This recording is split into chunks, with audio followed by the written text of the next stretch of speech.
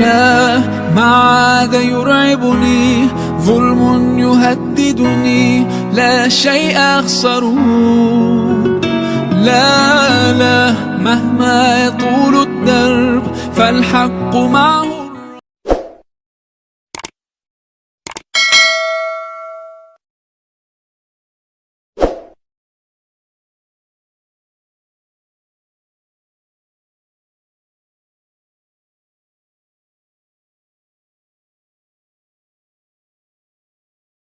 Waktu langsung kita serahkan kepada Al-Fadil, guru kita bersama, insyaallah. Falyatafaddal mashkura.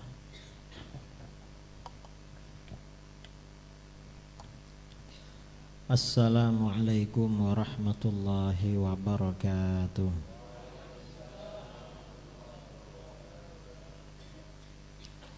Bismillahirrahmanirrahim. Alhamdulillahi rabbil alamin. Lahul hamdu wa lahul fadlu wa lahul thana'ul hasan. Asyhadu an la ilaha illallah wahdahu la syarika lah. Wa asyhadu anna sayyidana Muhammadan abduhu wa rasuluh. Allahumma salli ala sayyidina Muhammadin tibbil qulubi wa dawaiha wa afiyatil abdani wa shifaiha wa nuril absari wa diyaiha wa qutil arwahi wa ghidhaiha wa ala alihi wa sahbihi wa barik wa sallim. Amma ba'du. Yang saya muliakan para alim ulama, para asatidz,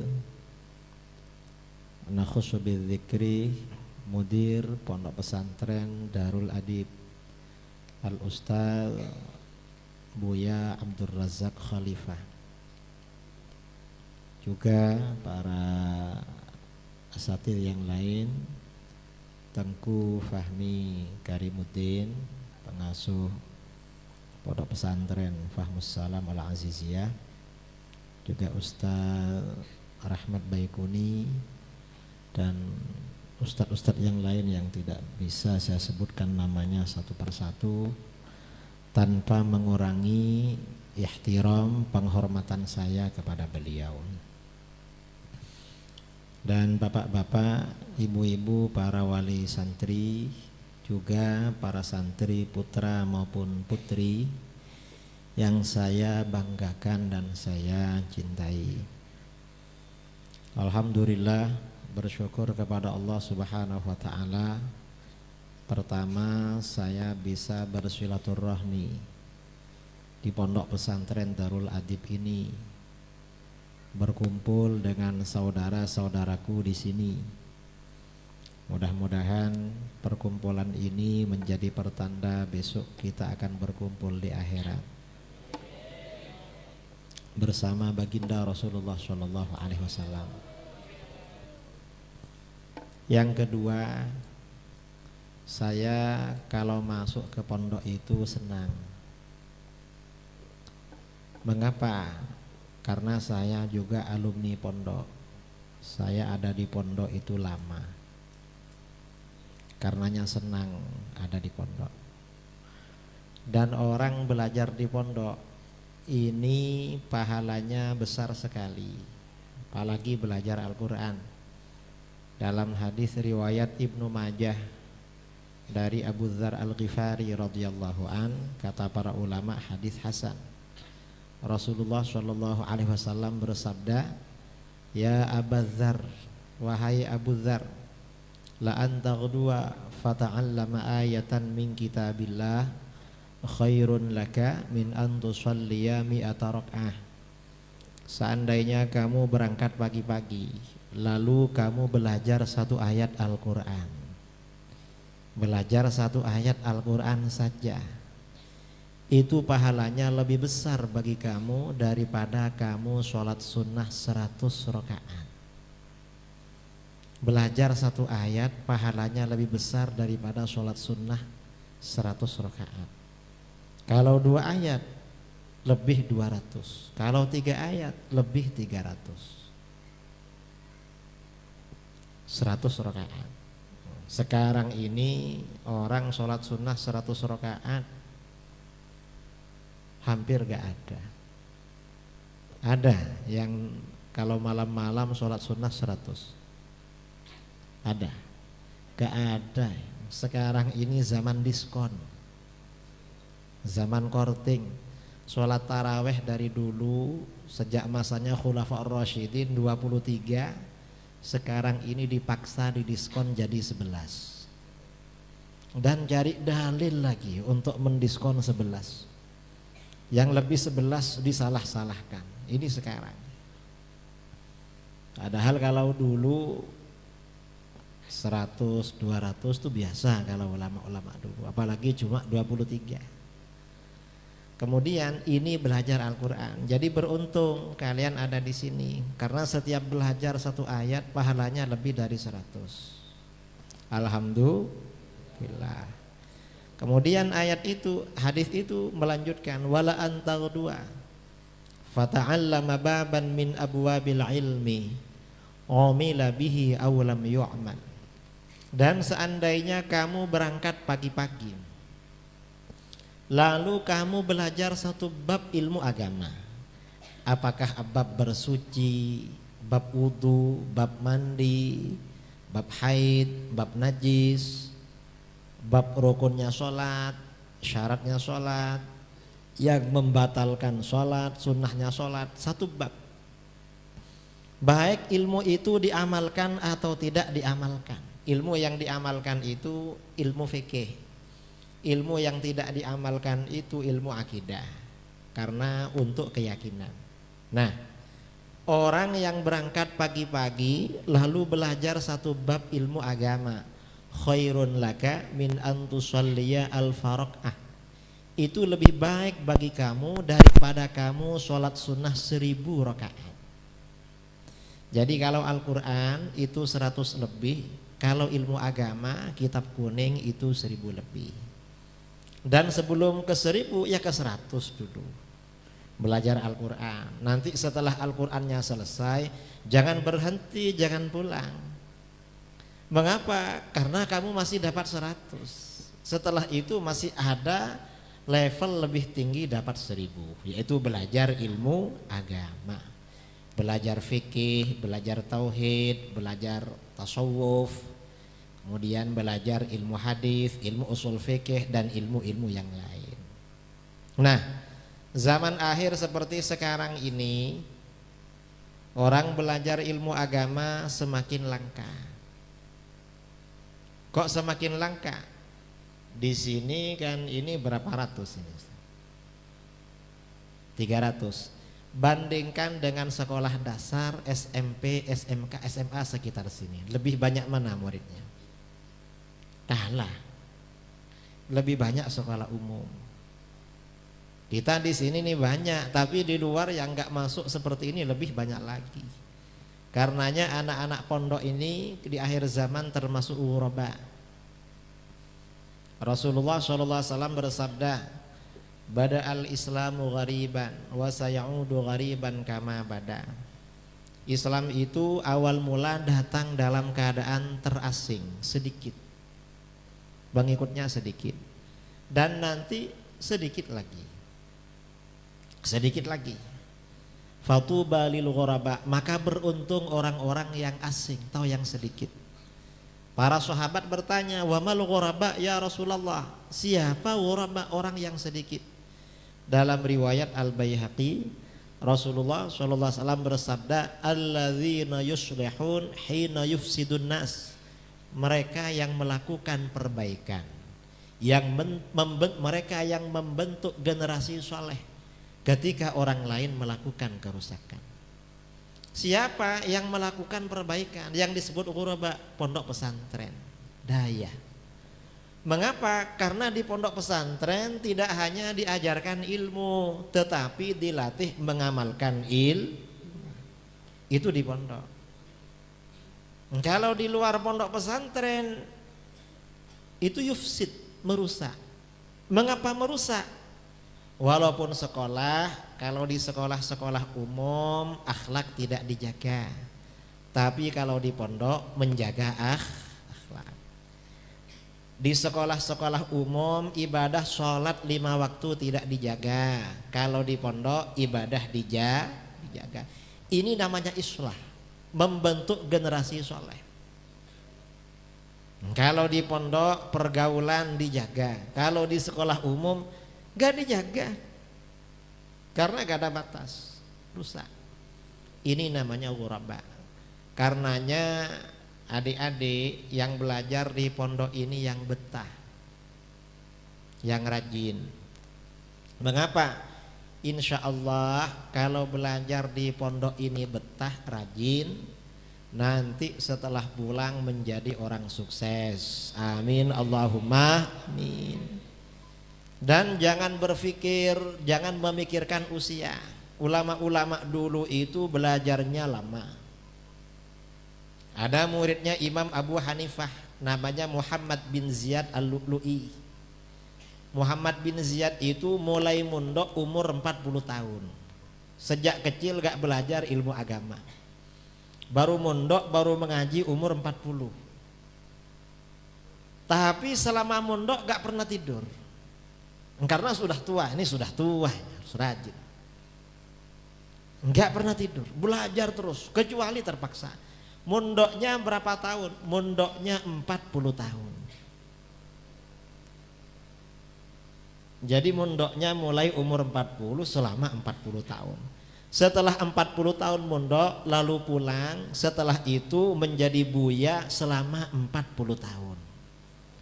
Jadi kamu ini yang lama di pondok, nanti biar nanti jadi buya lama juga itu. Jangan terburu-buru. Ulama-ulama dulu itu lama-lama mondoknya, enggak 3 tahun, 6 tahun sudah mau kawin. Jangan, harus lama. Karena ulama-ulama dulu ada waliullah yang terkenal ya, Syekh Abdul Qadir Jilani. Syekh Abdul Qadir Jilani itu berangkat dari kampungnya di Jilan di Iran ke Baghdad. Itu usianya sudah 18 tahun. Kalau 18 kan sudah dewasa, sudah balik. Lalu mondok kepada gurunya Ad-Dabbas. Berapa mondoknya? Beliau itu mondoknya 32 tahun. 32 tahun mondoknya.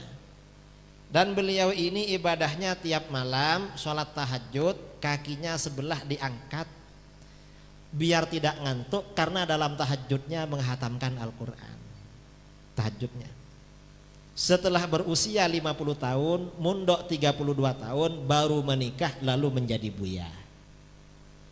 Karenanya beliau menyandang gelar Sultanul Aulia, pemimpin para wali. Gak gampang jadi pemimpin para wali. Mondoknya lama, tirakatnya lama. Ya kalau cuma jadi wali nikah gampang gitu. Sekarang ini wali gampang, tapi wali nikah gampang. Jadi mondok dan belajar di pondok itu, kalau ingin jadi orang yang berhasil ya, ingin menjadi orang yang sukses, yang pertama harus tekun, harus rajin, gak boleh malas. Kalau ulama-ulama dulu itu jarang tidur. Tidur itu kalau sudah sangat ngantuk. Imam Nawawi, ulama yang terkenal itu ya, Imam Nawawi. Kalau orang belajar kitab-kitab fikih pasti dengar Imam Nawawi. Imam Nawawi itu wafat usia 45 tahun. Karangannya banyak. Karangannya diukur dengan usia beliau tidak cukup. Tapi usianya barokah. Ditanya oleh muridnya Imam Badruddin Ibnu Jamaah, "Ya Imam, kaifa naumuk?" Guru, gimana caranya guru ini tidur? Masih muda tapi karangannya banyak. Kata beliau, "Kuntu idza ghalabanin nu'as." Saya ini kalau sudah sangat ngantuk, gak tahan, asnattu dhahri ilal kutub lahzatan. Aku sandarkan punggung ke kitab-kitab sebentar. Beliau gak pernah tidur begini, tapi bersandar karena di sekitarnya kitab semua. Belajar terus, bersandar sebentar. Tsumman tabahtu, setelah itu bangun. Kita ini walaupun gak seperti Imam Nawawi, paling enggak ya rajin lah, rajin belajar. Berapa lama rajin belajar? Kata sebagian guru, untuk masyarakat sekarang, pelajar sekarang itu minimal sehari semalam belajar 4 jam. 4 jam saja yang belajar sungguhan, lainnya ya minimal kalau ingin jadi orang sukses. Sanggup belajar 4 jam? Sanggup? Kalau pulang pegang HP, pegang HP-nya ayah kalau pulang, pegang HP-nya mama kalau pulang, atau dibelikan HP sama orang tuanya. Kalau pegang HP sanggup berapa jam? Kalau buka HP sanggup berapa jam? Kadang-kadang anak pondok ini kalau pulang buka HP, mulai bangun tidur sampai mau tidur lagi, nanti bangun buka lagi HP-nya. Coba kita ini senang buka HP, diganti senang pada Al-Quran, diganti senang pada ilmu agama. Alangkah alimnya kita. Tapi ternyata enggak, waktu kita habis buka HP di zaman sekarang. Jadi kunci yang pertama itu harus rajin, rajin belajar. Kemudian yang kedua, selain rajin belajar, para pelajar ini kunci yang kedua khidmah kepada guru, takzim dan khidmah kepada guru, kepada buya, kepada ustadz, kepada ustazah harus khidmah. Mengapa begitu? Karena dari dulu begitu, para ulama yang sukses ya khidmah pada guru. Salah satu muridnya Rasulullah SAW, salah seorang sahabat Abdullah bin Abbas. Abdullah bin Abbas ini terkenal sahabat yang alim luar biasa, terutama dalam bidang tafsir. Alimnya luar biasa. Ibnu Abbas ini terkenal khidmahnya kepada baginda Rasulullah SAW, juga akhlaknya. Kebetulan salah satu istri Rasulullah SAW ada yang bernama Siti Maimunah. Siti Maimunah ini bibinya Ibnu Abbas, saudara dengan ibunya Ibnu Abbas.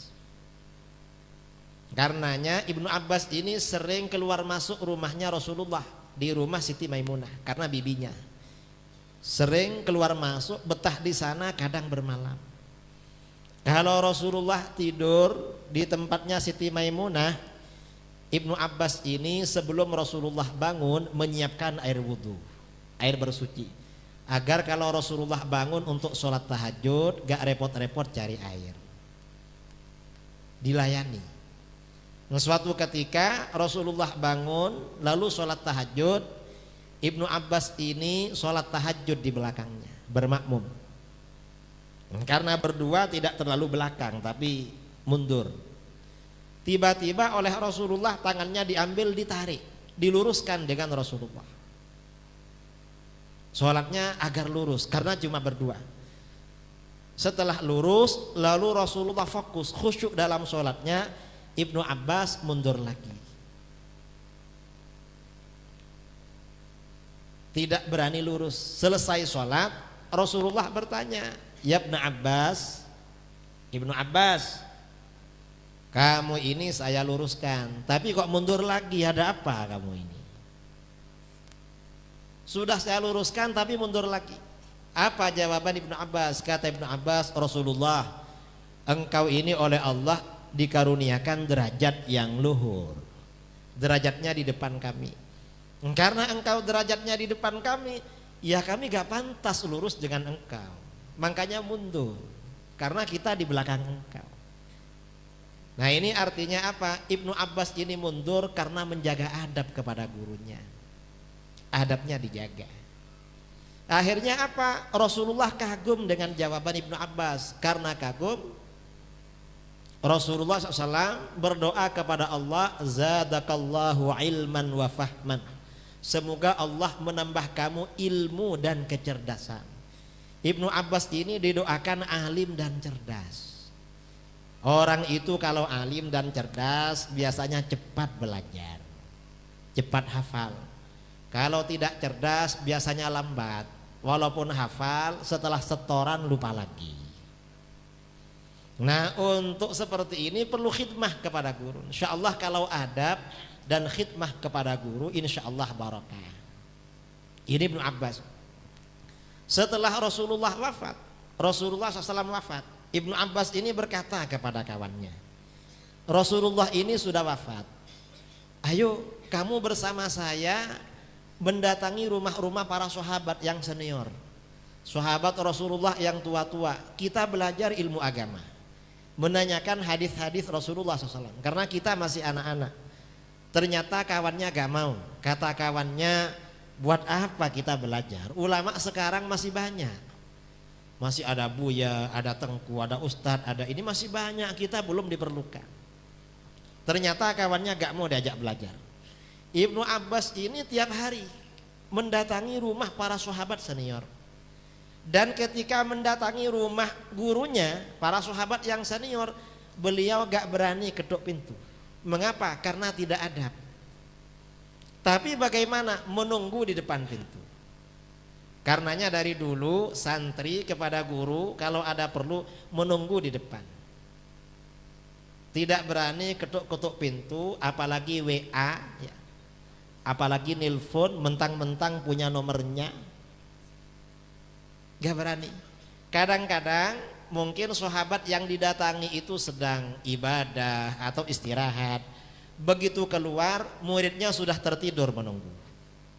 Nunggu di depan pintu sampai tertidur.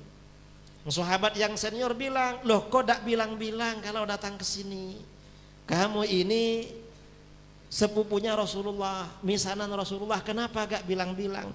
Apa kata beliau? Kata Ibnu Abbas, saya ini yang butuh, saya mau belajar, makanya harus menjaga adab, benar-benar jaga adab. Dan Ibnu Abbas ini kalau berjumpa dengan gurunya, sahabat yang senior, dicium tangannya, benar-benar menjaga adab. Karena Ibnu Abbas ini rajin sejak masih kecil, ya, masih belum balik. Semenjak Rasulullah wafat memang rajin belajar. Akhirnya ketika yang menjadi khalifah itu Sayyidina Umar bin Khattab, setelah Rasulullah wafat diganti oleh Abu Bakar jadi khalifah.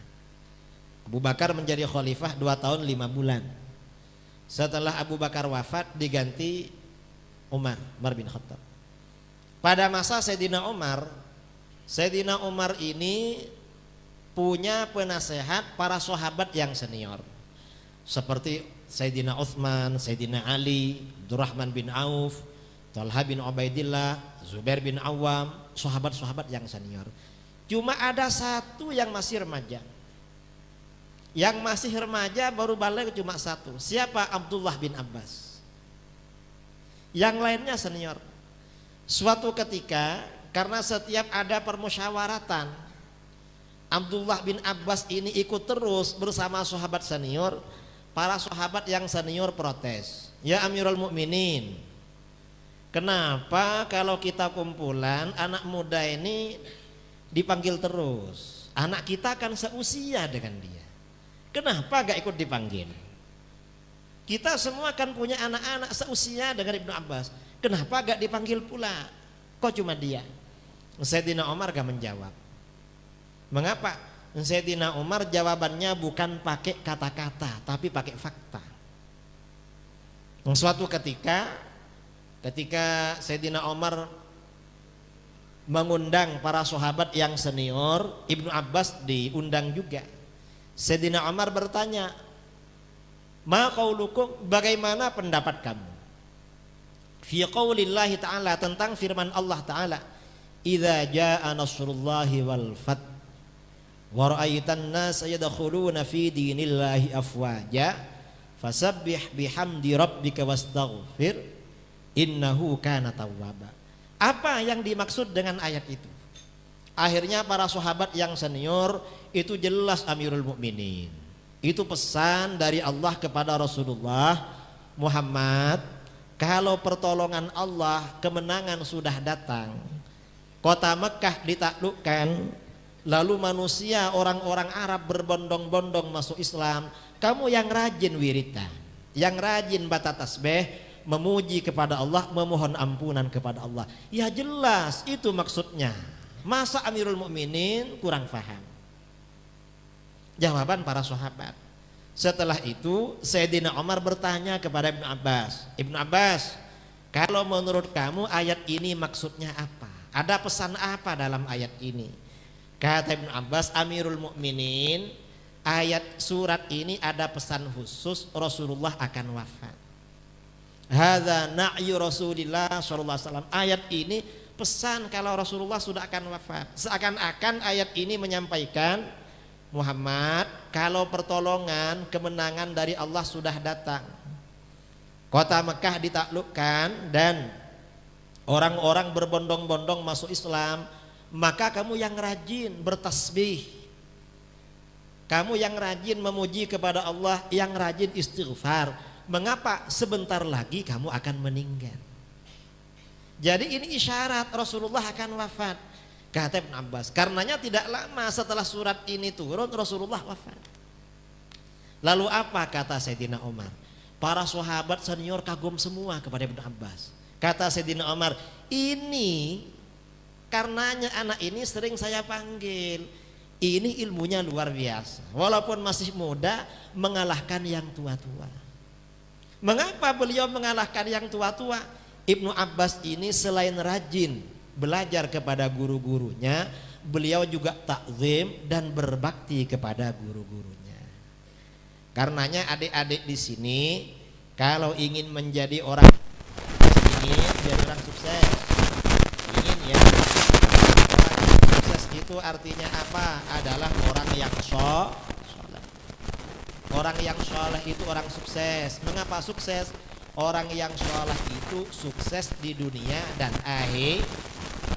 Kalau ingin menjadi orang sukses, rajin belajar, berbakti kepada guru, kemudian takzim, mengagungkan kepada guru. Insya Allah kalau kita ini rajin berbakti dan takzim kepada guru, semuanya menjadi orang yang sukses. Amin Allahumma. Ini yang penting.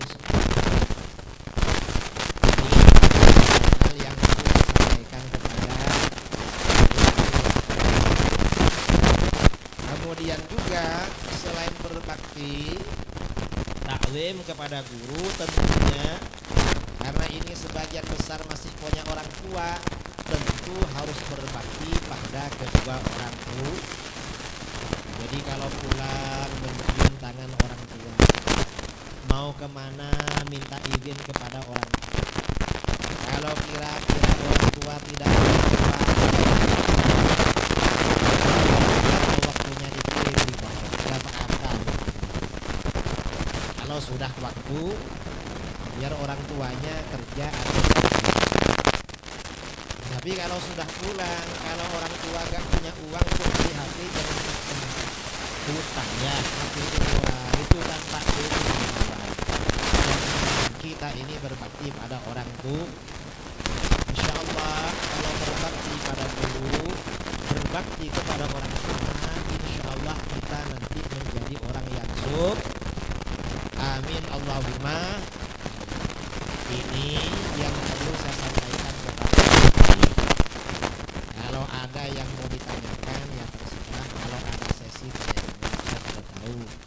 Waktu saya serahkan kepada mudir Ma'had Darul Adib, beliau Buya Abdul Razak Khalifah. Kurang lebihnya mohon maaf. Assalamualaikum warahmatullahi wabarakatuh.